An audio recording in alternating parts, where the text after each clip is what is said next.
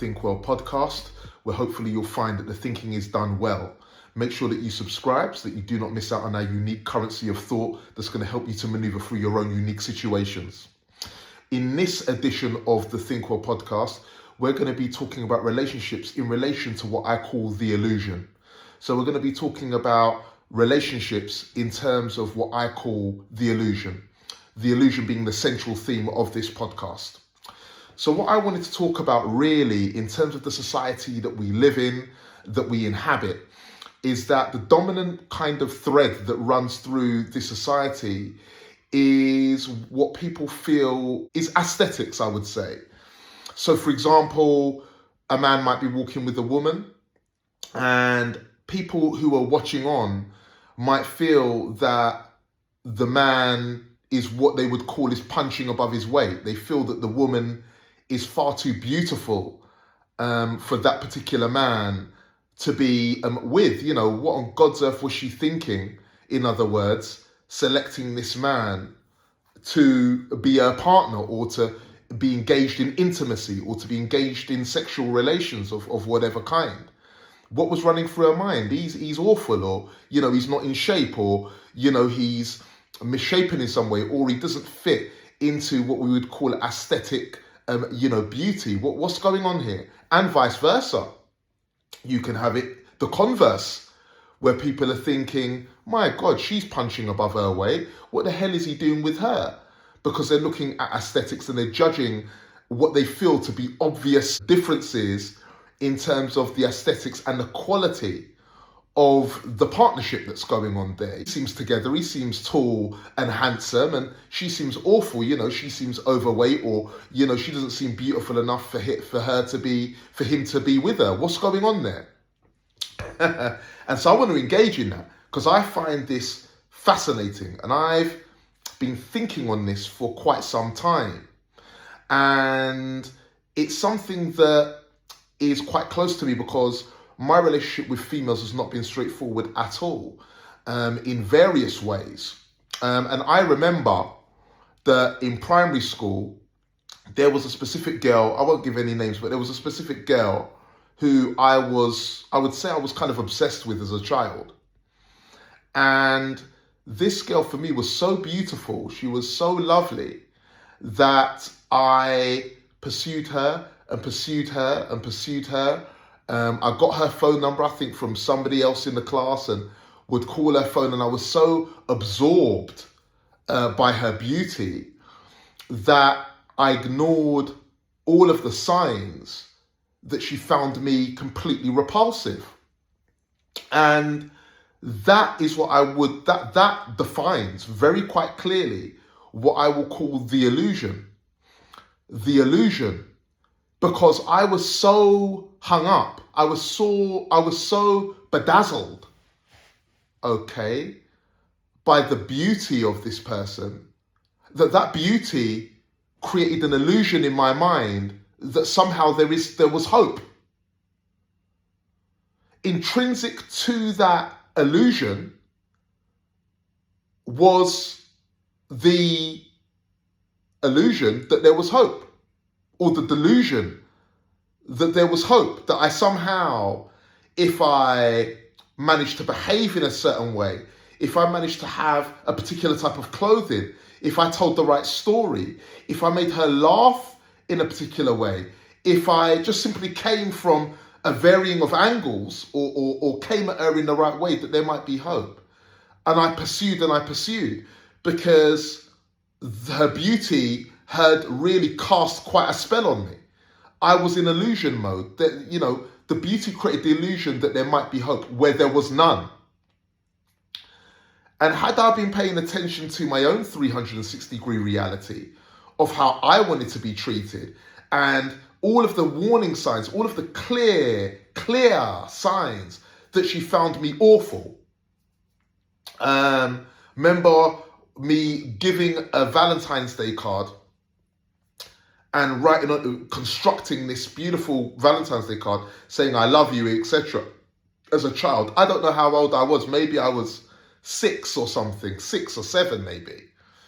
And she was friends with my neighbor, I was really good friends with my neighbours. Neighbours were family friends, got on with them, always over there playing. And this girl who lived on the same street as me was over at my neighbour's, and I delivered this Valentine's card. And I delivered this Valentine's card through my neighbour, who I won't name again, but I delivered it to her to give to the girl that I was obsessed with at the time.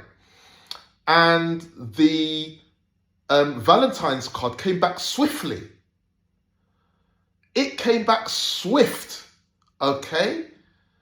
And in that Valentine's card, the girl who I was obsessed with had written, I hate you, I hate you, I hate you, you know, you're awful, essentially. And even then, even that made me feel like, oh, yeah, she hates you, but there might be a chance. Anyway, it just points to the powerful opiate that is the illusion. And beauty is an illusion. That we see something that we find is so striking, that we find is so beautiful, we think to ourselves, oh my God, what if? What if I could attain that? That is so lovely. I want that in my life so much. I must have this. There must be a way. There must be a chance. Yeah? And that is the beauty of the person casting its spell on us to provide or give us or present the delusion of hope where none exists. I mean, sometimes we've heard of it. I think I heard something about the comedian Michael McIntyre, who, when he got his wife, he sort of, never gave up. He constantly, kind of stuck at trying to, pursue her. And in the end, she sort of gave in. And that was how she became his wife, because she saw other qualities. Now, I don't know the dynamics of that situation, and kudos to him. But for me, I've experienced it in a very clear way, where that person is not for you. They don't like you, okay? And there's nothing that's going to happen there that's going to change their mind. And really, you ought to move on. The warning signs are there that really this person is not for you and you need to move on. And I think that beauty can present the illusion. The beauty can be an illusion to you that makes you feel, or presents the delusion then that there is hope. And that can be very dangerous when we ignore the reality, the tangent reality that is coming at you from the other person's perspective, who wants nothing to do with you, okay? You're imposing your own reality, you're imposing your feelings, your thoughts, you're imposing your desire to be with that person, that it completely obscures you and creates this myopia, this myopic, short-sighted delusion that somehow there's a chance where there is none. And so that lesson as a child, and there was a few of those, that really is something that I would like to use, that lesson in adult life. And I feel it happens when we choose to impose our will. That is now where we're crossing an ethical line in that way. And that can be oppressive. That's danger there. That's danger that we must avoid at all cost, because we're now transgressing moral, ethical, legal boundaries in our behavior, okay, to pursue. And at the ultimate end of that scale, that is deviance. Okay, that's perversion. That is danger. That's a flashing neon light telling you to stay clear. Do not enter. Okay, do not enter. Right, and that must be observed meticulously, because that's where trouble lies. That right there is danger. And as human beings, we can be drawn in that way. And so, to slightly skip back to what I was saying about, in terms of, to go back to society, in terms of what we feel is beauty, and he's punching or she's punching above her weight, to come back to that briefly, who the hell are we? Who the hell are we? Okay? Who the hell are we? Who the hell do we think we are? Okay? That would be my sharp injection of reality to all who see it that way. And I can see it that way sometimes, okay? Because I'm drawn into this societal nonsense of the bombardment of what we see as beauty, and we measure in terms of people's worth, how beautiful they are. Oh, she's not that stunning, and we get drawn into this delusion that I've tapped into in my previous post, The Matrix is Real, of the complete nonsensical notion that somebody can be better than us, or we can be better. And if we have somebody that is aesthetically more superior, that there is this hierarchy of beauty, that if we attain something that resides at the top of this hierarchy in terms of beauty, then that makes us better, or we've scored more points than somebody else, and we are therefore higher on this league table of beauty, because beauty plays a central role in that, in terms of this ruling class dichotomy of honor and shame. And this is what we go back to now, okay? If you're not particularly aesthetic in a certain way, or your partner isn't, there is shame put on you. Oh, you know, he's at this level. Or if she's with somebody who's not aesthetically at that level, oh, she's not that.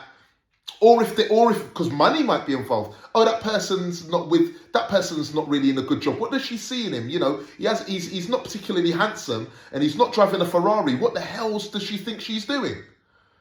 Okay, again, it comes back to this dichotomy of honor and shame, these things that we feel that we must have in order for that union to make sense.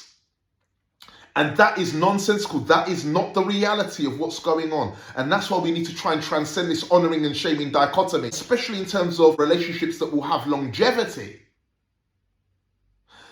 And in terms of longevity, we can look to Hollywood. Okay? Look at the amount of relationships that break down in Hollywood amongst these gorgeous, perceived to be gorgeous actors and actresses that engage with one another, all pop stars, whatever, models, whatever, the beautiful people that are seen as the creme de la creme of planet Earth in terms of beauty and desirability. Look how often there are unions of famous actors, actresses, pop stars, beautiful people, and those relationships then break apart. They break apart, creating devastation, depression, and all of these negative things because of this union of beautiful people. Okay, the illusion that this beauty is all that is necessary for the cohesion and the security and the foundation of a relationship that's going to last a lifetime. Because just aesthetic beauty is not the magic, that is not the magic glue that is going to hold things together. And we see it coming apart time and time again. Right, so-and-so breaks up, so-and-so breaks up, so-and-so breaks up. The marriage lasts for, I don't know, a matter of hours, I think, has happened before in the past. Or it lasts a couple of days and divorce is filed, divorce is filed, divorce is filed. Look how often we see that divorces are filed amongst these beautiful people in Hollywood. We see it time and time again. Okay? So this beauty situation and this chasing of what is honored and shamed in society isn't always everything, okay? What about the person who's with that person because they've helped to counsel them in their darkest hour? Often people are there to guide us and be with us in the season that we need them for. They help us to graduate emotionally, mentally. They support us in our darkest times. They help us through when we're at our most sick. They're there, okay, to help. They help us to see things in particular ways. They introduce us to ways of knowing and being. They introduce us to new knowledge, to theoretical concepts. They introduce us to things that help us to evolve and to help us to be more complete human beings. Who's to dictate the packaging that person should come in that's going to have such a profound impact on our lives? Right. Okay? This myopia of honouring and shaming, it's folly presenting itself yet again. This honouring and shaming dichotomy that we swear by, okay? It's a nonsense. What we see as beauty is almost like we are peering And the Creator is giving us the eyes necessary to see what it is we need in that time because of the lesson that that person is going to provide us in our life. It gets deeper. Okay, not everything is surface level, right? Just because somebody looks beautiful doesn't mean that your union with them is going to be blessed. Okay? Blessings come in different forms of packaging. You can grow to find somebody more attractive as time goes on. Love is complex and goes along a very complex trajectory. Okay? It is complex. Somebody might not want to be with you because fate or the way that the world happens they instinctively know, maybe subconsciously, that maybe you're going to get sick down the line and they're not the right person to be with you in your time of being sick. Or you split up with somebody because you're not meant to be with them. You're not the right person to be with them when they become sick. Or you're not the right person to aid them at that particular juncture. And so I feel that God, or the objective force that governs the universe, has insight. That is the force that has insight. If you want to call that the Creator, God, however you want to define it. But I believe that the universe is divinely ordered in terms of an objective force that structures everything. That's how I see it. And I feel that life is complex. So when we're judging based on purely aesthetics, okay, when we're basing things on pure aesthetics, we're missing the picture. Complete nonsense. We're missing it. Okay? Sometimes we have to forego what we feel to be aesthetic or whatever. Sometimes the girl that we're meant to be with, who's going to give us the most joy, okay, doesn't fit the aesthetic codes of this honouring and shaming dichotomy that we have in society. Doesn't fit it. The girl who's going to give you joy, who's going to give you beautiful children, who's going to give you peace of mind, who you're going to be able to have a laugh with, who you're going to be able to share the same music with, who you're going to be able to share the same food with, who's going to enlighten you into seeing the world in a different way, who's going to give you the knowledge and support you while you're writing your thesis, who's going to be with you and guiding you at your lowest times, who's going to be the one that's there when everybody else disappears. Okay? Right. Welcome to reality. Welcome. Because life is real. And these are the components now that we need to consider. Okay? Skin deep beauty. I've been there. Okay? I've been there. I've had a partner that I was with who aesthetically, every time I walked down the street with her, men were turning their heads and killing themselves to turn around and stare at this girl. You know, I'm walking into shops and there's men in there who know the cashier, who are writing down their number, giving it to the cashier.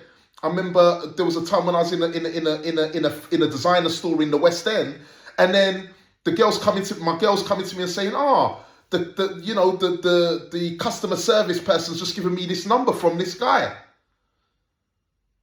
Things of that nature. People were going out of their way, you know, to have this girl because aesthetically she was stunning. Okay? She was beautiful, very voluptuous, curvy, beautiful face, very pretty, highly desirable. Okay? Something you could look at, I don't know, she might have been on the front of a magazine or something. It's not everything, because that was my definition. My relationship with her would be what I would define as a living hell. It was awful, okay? She wasn't for me at all. She caused me all sorts of stress and nonsense because she was a damaged person in terms of the relationship she'd been in, and it had put her on a mental trajectory of disaster. She wasn't balanced. She was not coherent in her thinking at all. She'd been hurt so badly and damaged so badly that the relationship was hell. Okay, and I don't need to go into why, but beauty, skin deep beauty is not everything. Because of the horrible relationship that it was, she actually appeared to me as ugly in the end.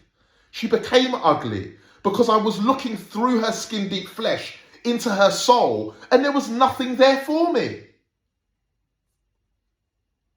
Okay? She existed in a space that was not congruent with my 360-degree reality. She was at opposites with it. She grated on it. My 360-degree reality, she existed beyond my reality of what I could accept, what was wholesome, what was good for me. Right? Now that's the definition of an illusion. Something that exists beyond your 360-degree reality. Okay? That goes against the grain of who you are as a person, that grates on you in every way. Their way of thinking. Okay? How they are as a person. The level of disrespect that they show. The way that they're carrying on. The way that they behave disrespectfully with you, maybe in relation to other men.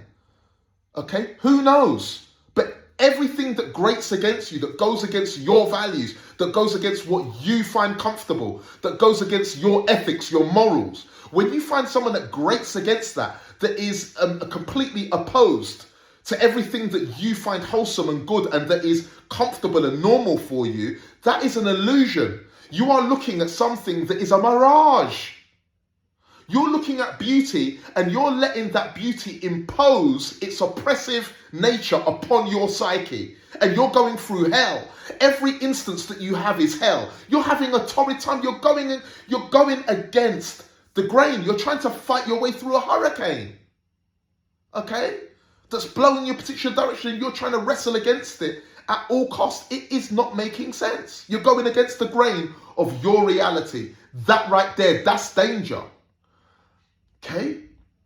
That is like getting a car, positioning it on the opposite side of the motorway with traffic coming at you and trying to drive 100 miles an hour against the cars that are coming against you. You're going to have a crash.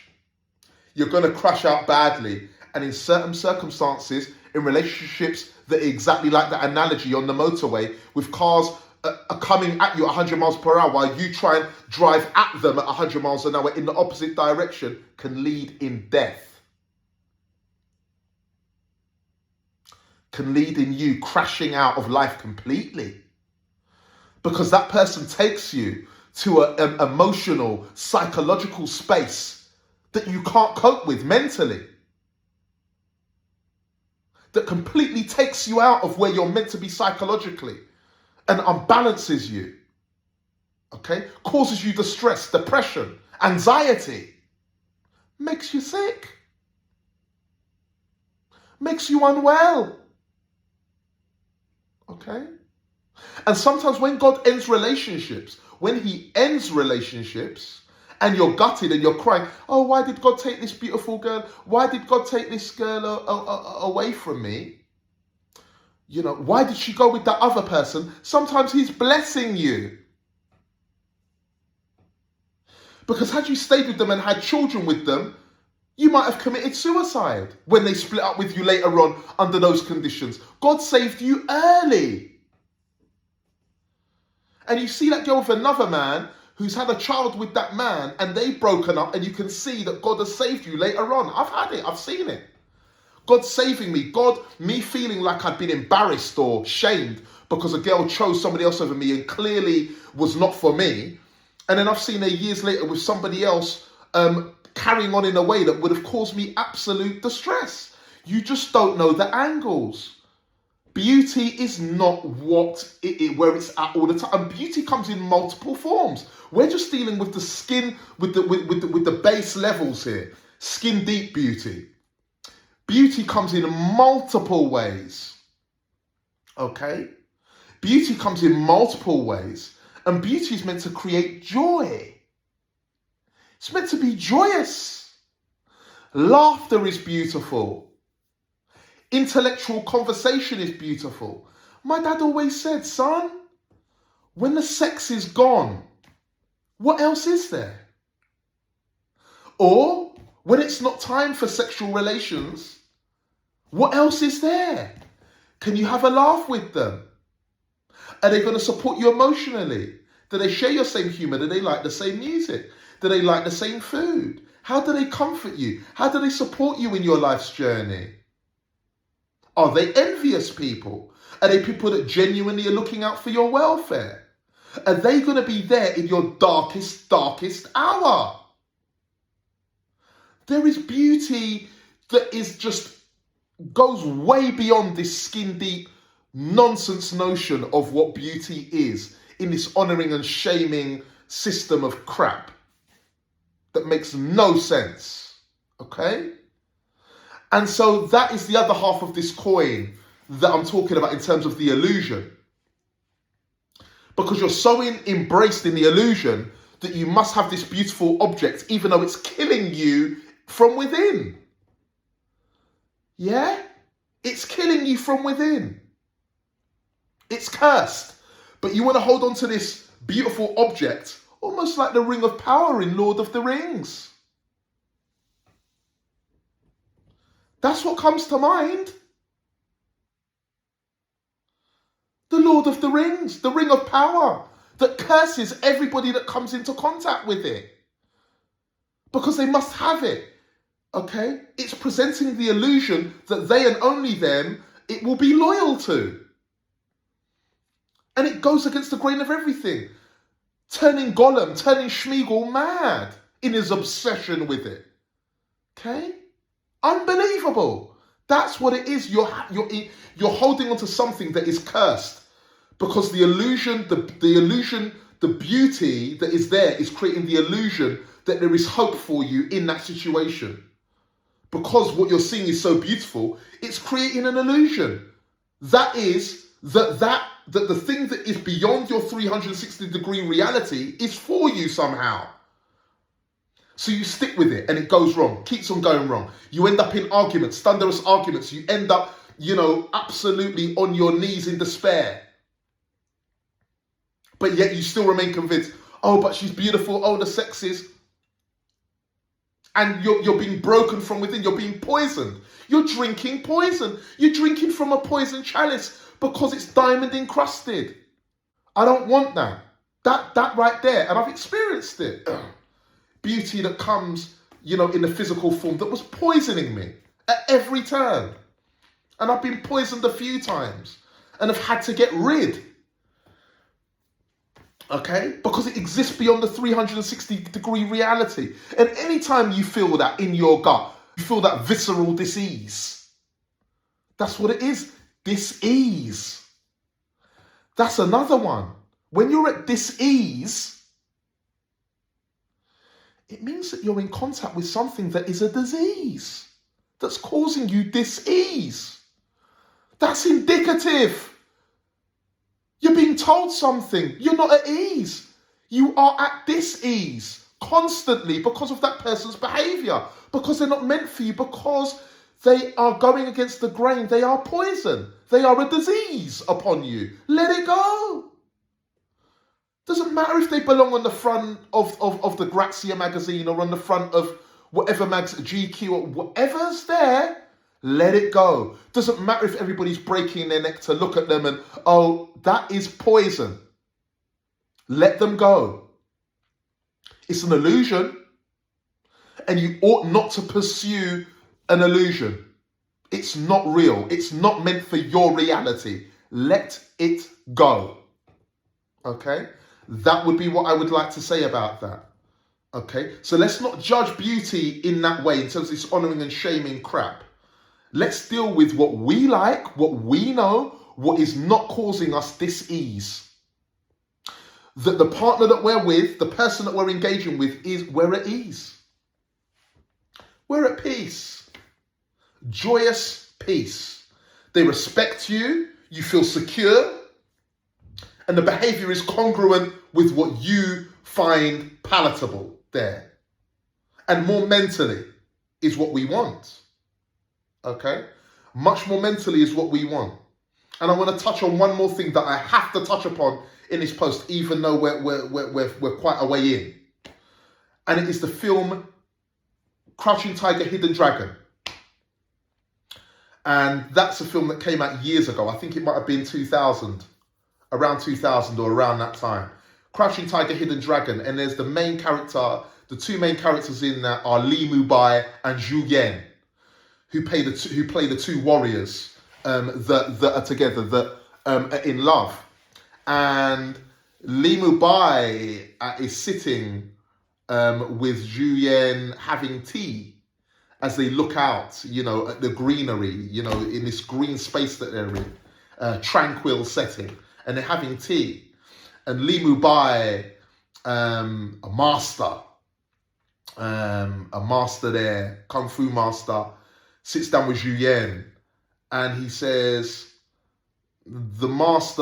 he says something like the master would say that a man's primary need is the need to let go, because the things that we touch have no permanence.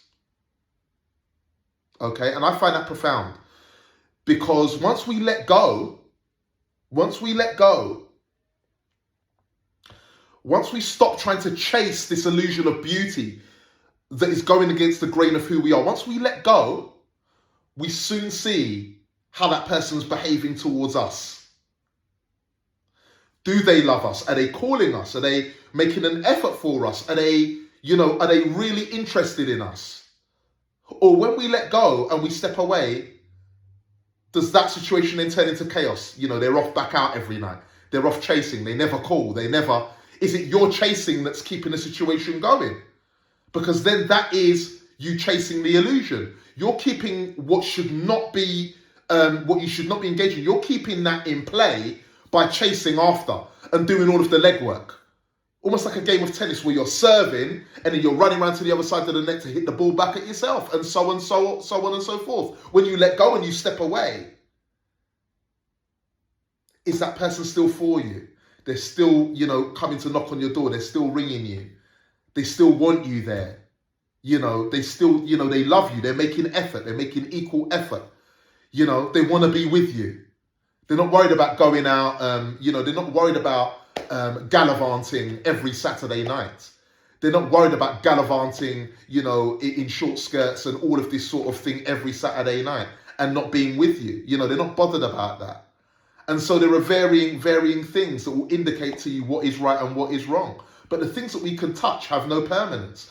It is what goes on internally. It is the connection of psychological profiles. It's the connection of the psyche, okay, which is really the representative of our souls, our psychology, okay. This is the seat of our souls. This is the projection. This is the representation of our souls, of who we are as people. And are our souls connected?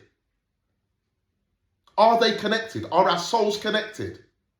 Because if our souls are not connected, then chaos is going to reign.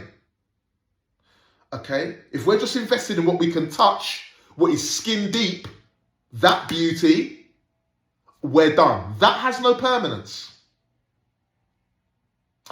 Because that person physically is going to run away from you, and you're constantly going to be chasing. And that's what leads you to depression and to all of these negative things that are going to destroy your mental and physical health and lead you maybe even into jail.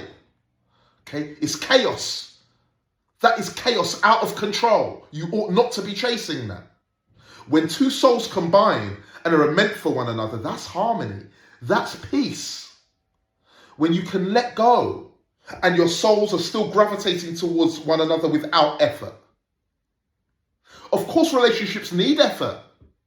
But my point is, are your souls meant for one another? Is there an equal urge to be with one another? Is there equal effort? Does that person really care about you? Do they really love you? Okay? A man's primary need is to let go. Then we see reality. And not to let go completely, but just to see what's going on there. Okay? And then we know what's going on. It should just be natural. It shouldn't be causing you distress. Shouldn't feel like you're drinking poison. Going down a one-way street in the opposite direction, risking your life. Shouldn't be necessary. Let that go. That's danger. Okay? And this is a very important one for me. Because when you're chasing beauty and you're not paying attention to the tangent signs that are coming at you, you're in trouble there. And you're infringing on somebody else's liberties to be left alone in peace. They don't want you there. Okay? Their beauty is not for you. You should not be trying to smack their bums or encroach on their physical liberties. Okay? That's you gone rogue. You've gone off the beaten map there. You're in danger zone now. The illusion has you and has taken over your mind and has driven you mad in your desires there, because you're encroaching on people's liberties. You're going in a direction where people do not want you there. You're not meant to be there, and all chaos will break out there, including your arrest and imprisonment many of the times. Okay. Many of the time, we have awful things like rape and all of these horrible things where men or women feel that they can encroach physically on other people's liberties because they are so bewitched by beauty and desire that they forget that they have left reality behind them. And they're within this void this delusionary void here, this illusion that isn't there. There is no connection with you and that person. That person wants nothing to do with you. They're avoiding you at all costs. But because of their beauty, your brain has twisted your mind into thinking that there is hope, where there is none. Where no hope exists at all. Where you should not be going anywhere near that person. And that is danger. That is absolute danger. Okay? So I'm not going to go on any more about that. I feel that naturally this has concluded itself. But really, this is what I wanted to convey. And this I felt was absolutely important. And I hope that it really helps you in letting the people who are not for you, letting them go. And you'll feel that indicative visceral unease or dis-ease.